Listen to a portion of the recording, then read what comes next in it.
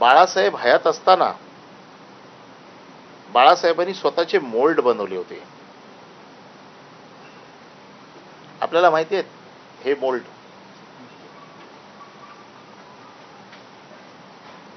हे बाळासाहेबांच्या हयातीत बाळासाहेबांनी स्वतःच्या हाताचे मोल्ड बनवले होते.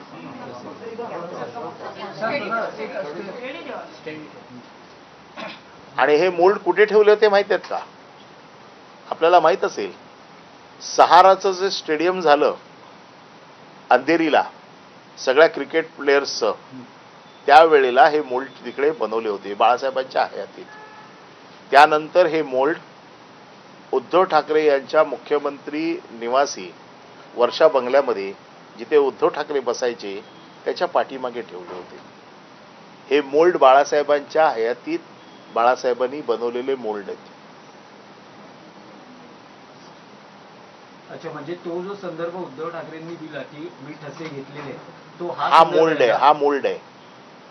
याला ठसे नाही म्हणत, हा मोल्ड असतो. अख्खा पूर्ण पंजाचा मोल्ड आहे. रामदास कदम याचं शिक्षण थोडं कमी आहे मोल्ड आणि ठशामधला. आणि रामदास कदम यांचा आरोप आहे की बाळासाहेब गेल्याच्या नंतर त्यांचे ठसे घेतले. बाळासाहेब गेल्याच्या नंतर ठसे घेतले हा त्यांचा आरोप आहे. असे कुठले ठसे घेतले असेल, त्याचा उपयोग काय झाला, अशा ठशांचा काय उपयोग होतो?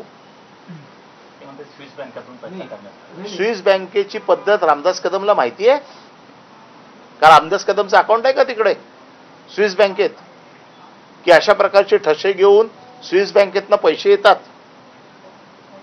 अहो, कमीत कमी आपण मीडियाच्या लोकांनी तरी असे प्रश्न विचारायला पाहिजे की स्विस बँकेतनं पैसे काढायची पद्धत, अशा प्रकारचे ठसे